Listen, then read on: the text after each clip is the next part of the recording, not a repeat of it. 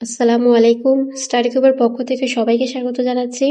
আজকে আমরা অষ্টম শ্রেণীর জীবন ও জীবিকা বইয়ের দ্বিতীয় অধ্যায়ের নাম দক্ষতা উন্নয়নের জানালা, পৃষ্ঠা নং 41 আলোচনা করব। তাহলে চলো আমরা মূল বইয়ের 41 পৃষ্ঠায় চলে যাই।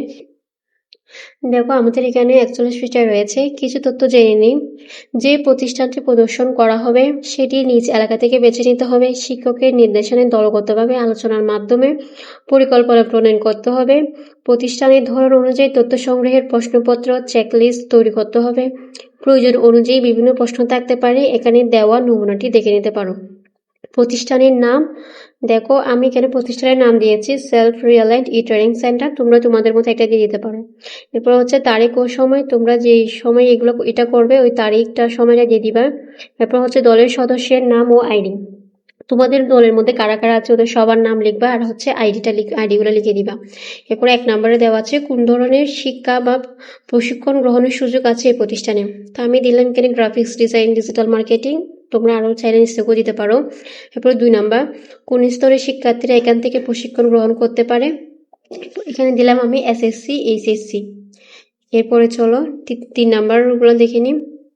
3 নম্বরে দেওয়া আছে এই দক্ষতা বা অকুপেশনগুলো কি বাজারের চাহিদার সঙ্গে সমন্বয় করে নির্বাচন করা হয়েছে, আমি এখানে দিয়ে দিলাম হ্যাঁ। এরপরে 4 নাম্বার, এখান থেকে দক্ষতা এবং সার্টিফিকেট অর্জন করে শিক্ষার্থীরা কোন ধরনের পেশায় প্রবেশ করছে, এখানে দিলাম আমি data analyst, graphics designer, computer trainer ইত্যাদি।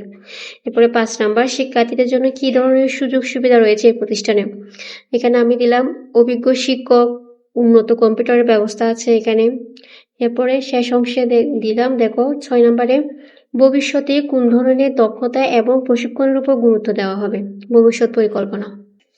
তো এখানে দিয়েছি অ্যানিমেশন, তারপর হচ্ছে আইটি এক্সপার্ট। এরপর 7 নাম্বার, এখান থেকে কোর্স শেষ করার পর উচ্চশিক্ষার সুযোগ কোথায় আছে, সরকারি বিশ্ববিদ্যালয়, বেসরকারি বিশ্ববিদ্যালয়, বিদেশে উচ্চশিক্ষার জন্য সুযোগ রয়েছে।